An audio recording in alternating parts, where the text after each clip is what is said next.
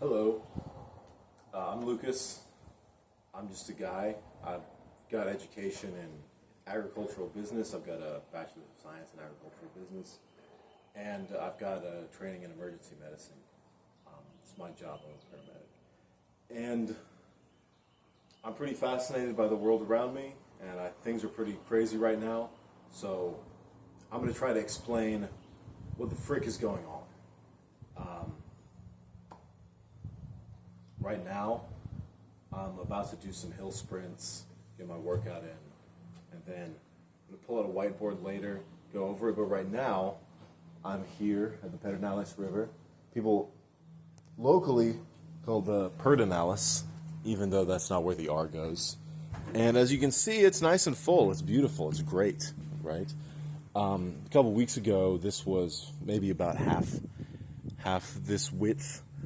It came up quite a bit because of this incredible view of the water just floods. rushing down here. This is, of course, coming from the Pedernales River. Fredericksburg, West Texas, which is farther up the watershed.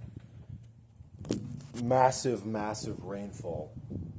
And so there was a giant flood here. It's been a lot of work trying to protect property, keep stuff from getting broken, destroyed, swept away.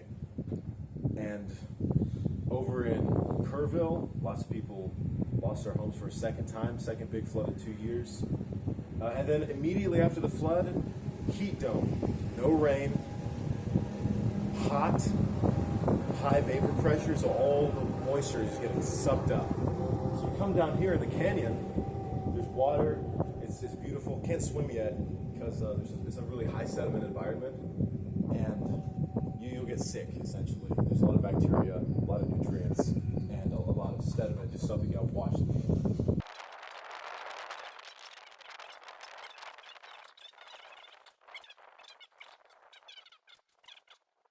So, got my whiteboard.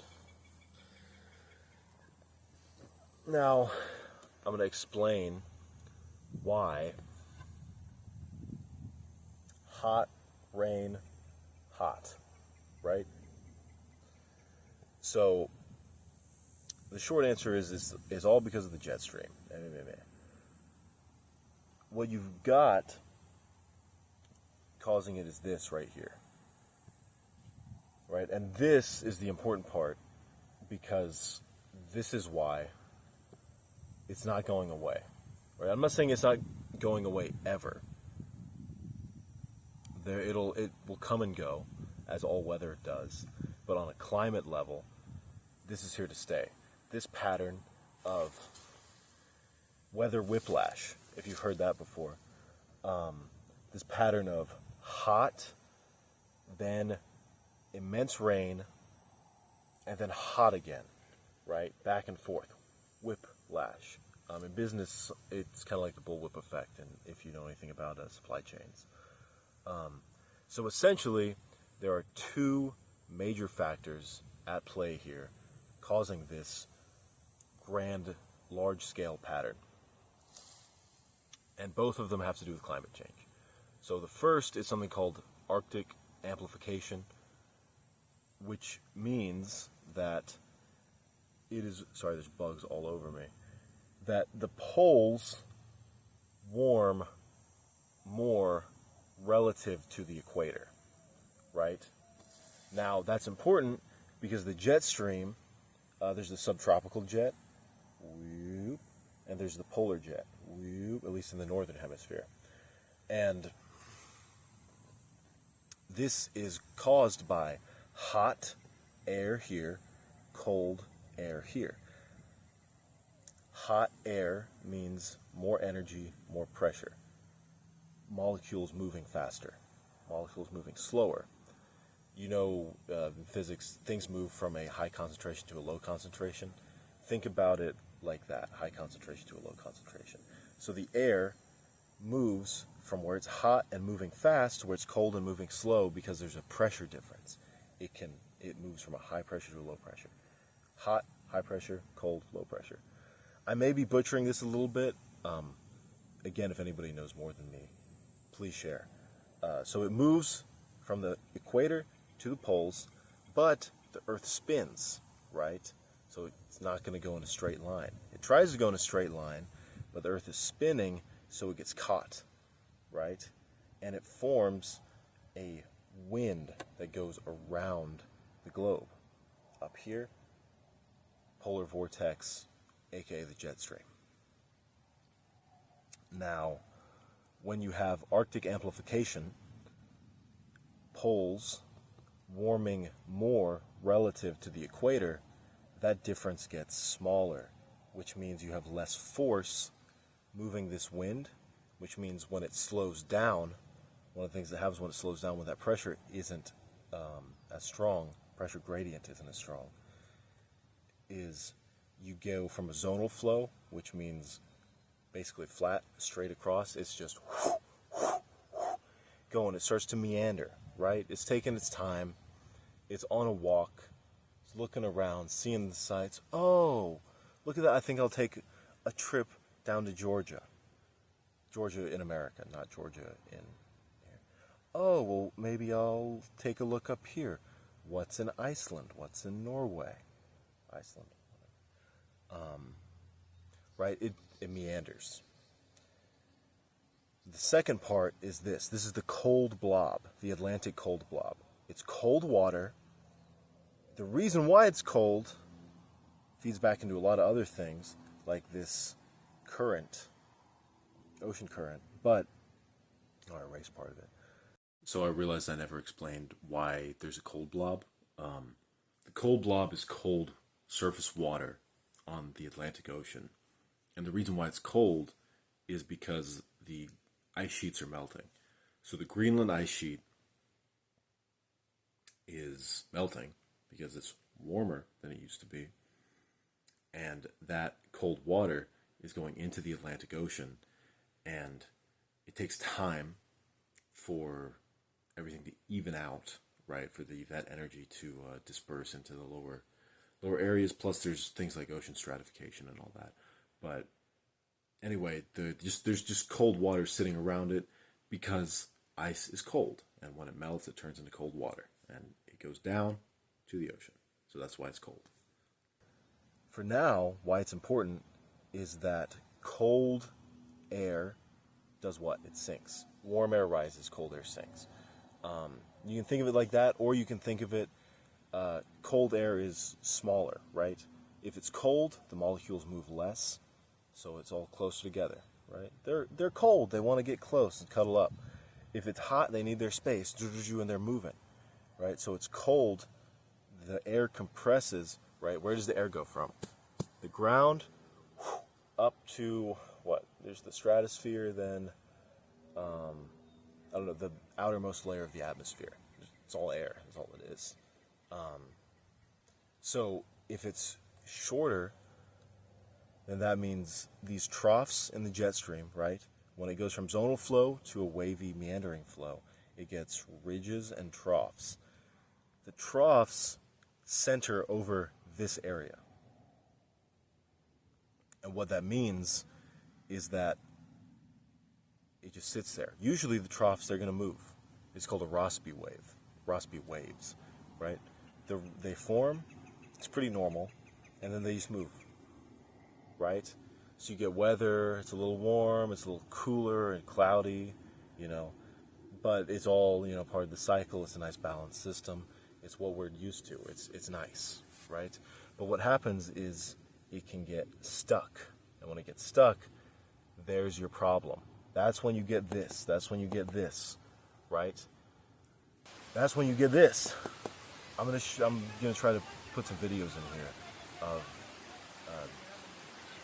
freaking insanity going on right now.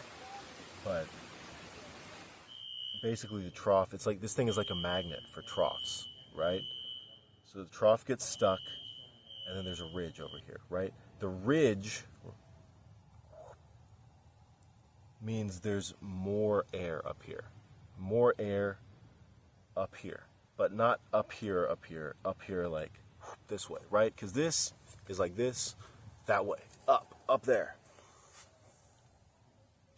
And that air, it gets heavy, because there's a lot of it, so it's heavy, it's got mass. it sinks down. And there's your issue, because when it starts sinking down, it pushes the moisture away, right? So instead of the moisture coming up into the atmosphere, forming clouds and coming back down, it just gets dry. Because this air, as it sinks, it's compressing and getting hotter, right? Because pressure increases heat. It's all just a perpetuating cycle. It worsens itself. Everything makes it, it's a positive feedback loop. So as that air sinks, it compresses. It's called adiabatic heating. Now, what happens, you get something which can, on top of a persistent drought, it can be separate from or combined with a persistent drought, like this whole area has been in for forever, since I can remember, cause what's called a flash drought. In other words, there's no rain, it gets hot, so you increase what's called the vapor pressure. Yes? Where was I?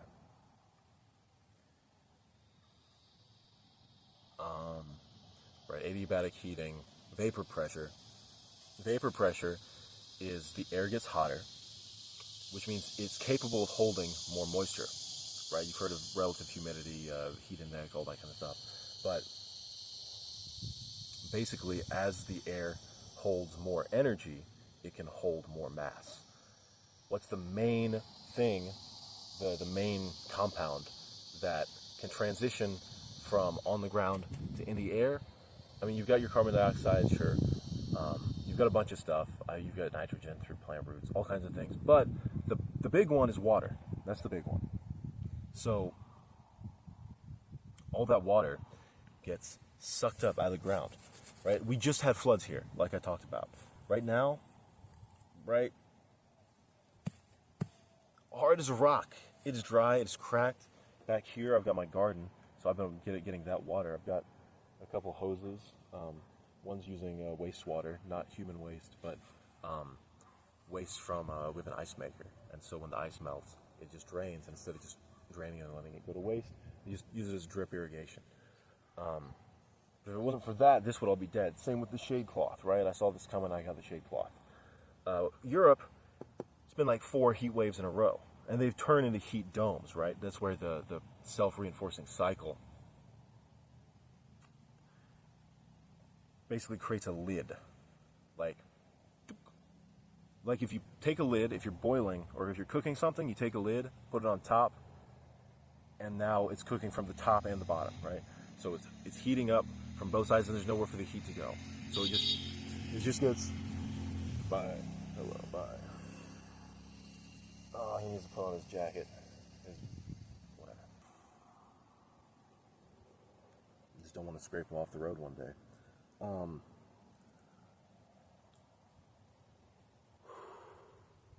Sorry. That's the emergency services thoughts. Okay. God dang. These bugs. I'm going to have to go inside. Anyway, so you get flash droughts, dries everything out, and then what can happen when a low pressure ridge finally comes in, or if you get storms, or if you get like pyrocumulonimbus, I'm getting excited. Up here in Canada, you get pyrocumulonimbus because there's in the North Pacific Northwest, Vancouver, all this area, Ontario, it's on fire. Crazy huge fires, 100-meter tall flames. They create their own weather system. It's called fire weather. Well, there's 2 types of fire weather. One is weather that creates fire. Second is weather that's created by fire. But one of the things you can get is pyrocumulonimbus, where the energy and smoke, the particulate from the smoke allows water to bind to it. You get a static charge. It evens itself out by lightning striking the ground, and then that can start new fires. Another positive feedback loop, right? Weather's kind of crazy because it's got negative feedback loops predominantly. But when things get out of whack, which they are because of primarily the burning of fossil fuels, but also things like deforestation and land use change, those same physics and mechanisms that create a negative feedback loop that keeps everything hunky-dory can turn around and kick sand in your eyes. So basically all the moisture gets sucked up into the air, but because it's sinking air, it doesn't condense and fall back down. So it just gets dry and hot. And then when it finally moves, because it will get unstuck, but when it moves, you've got a ton of moisture and heat and energy in the air. And then when it combines with a trough, which has got a lot of cold air coming from the Arctic, so you get warm, moist air combining with cold, usually dry, Arctic air is usually dry, but cold, dry air from the Arctic, boom, you get tornadoes, thunderstorms, flash floods, you get torrential downpours. So essentially you get flood, drought, flood, drought, flood, drought. And it comes in like monthly cycles, right? Or 2 weeks, 3 weeks, 4 weeks, like 2 weeks to a month, right? Drought, and then all the rain comes all at once, right? Then it's a drought again. It's terrible for human health, but it's even worse for agriculture. You know, farmers are struggling right now, and that's why I'm invested in corn. I think we're going to see a big impact from that in Iran, which is going to be another video later. Now, low pressure, right? Troughs form low pressure. You get rising air, makes your rain clouds, it brings some colder weather. The story right now is the heat waves, but typically those troughs are actually where you get what's considered extreme weather, because that's where you get your tornadoes, thunderstorms, all that kind of stuff. And most of it actually comes kind of at the border, because right now, in this, which is my rough drawing of what it's like today, is actually, this is your trough, right? The trough is over the Atlantic. This is the edge of the trough, right? So this is in a trough, in the very northeast, Maine and everything, Maine, Vermont, those kind of areas. And now this is the border, and that's why it's flooding. But we're about to see things move a little bit west. Everything's going to shift a little bit west, because, again, usually it's moving east, but it's just stuck. It's stuck, and it's wavy. It's got these big looping waves, and that's what's causing it, all of these wild weather events in the northern hemisphere right now. And like I said, it's not going to stop. I explained why. It's going to keep going, so get ready, right? You're going to have breaks. It's not a permanent thing. I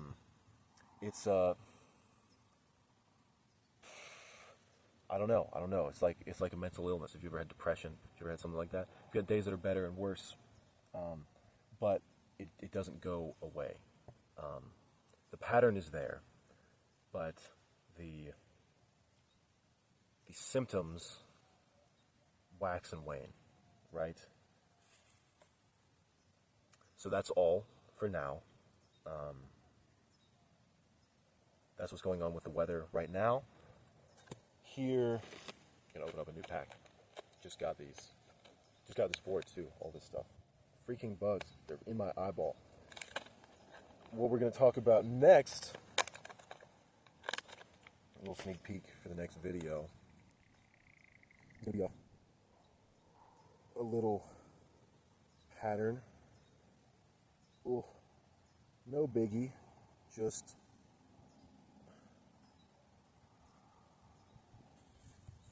this guy here, who I've been keeping an eye on for a while. Most people call him El Nino. This one is going to be El Cabron, right? It's a big fricker. So we'll get ready for that too. I'm planning on explaining this. Iran, where are you, Iran? Iran, Ukraine, right over. God, my freaking ear. Right over here, I'll find it. Don't worry. And how Zelensky just soft launched World War III. I think that was yesterday. He soft launched World War III. And then obviously we've got China, Taiwan. China, Taiwan. That's Taiwan. That is Sri Lanka.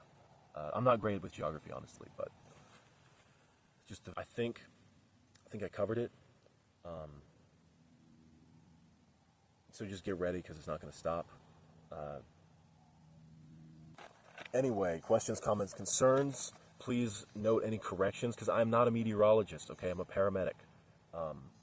I know how to put tubes down some people's throats and toss them onto an ER bed, and then tell the doctor what's generally what's wrong, and then make a problem.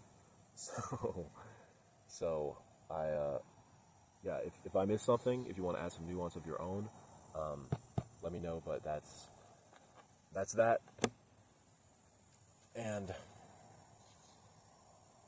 good luck, because we are all going to need it. Check it out. I got beans, watermelon coming soon, pumpkins, more beans, tomatoes, more beans, more pumpkins, a lot of marigolds. Only one of my freaking pollinator plants that actually did anything was the marigolds, and in my raised bed with all the compost, they barely grew. And in this just freaking hard clay soil, they just exploded. Tomatoes did better than I expected, and yeah. Here's my little garden. I've got some okra coming. I need it to grow. Hurry up and grow, because need it to get some shade in here, right? It's this rate. This rate is not going to grow until I planted at the beginning of July, and it's just still tiny.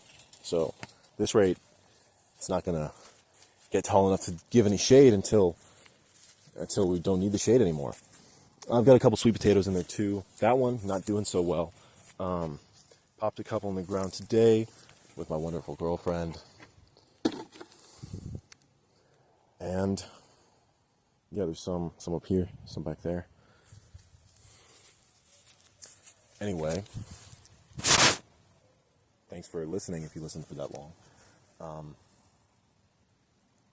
Stay smart, use your brain, and use your brain. Stay healthy. Healthy body, healthy mind. And you might make it out of this whole thing. Maybe. It's going to be a lot of luck. But best of it.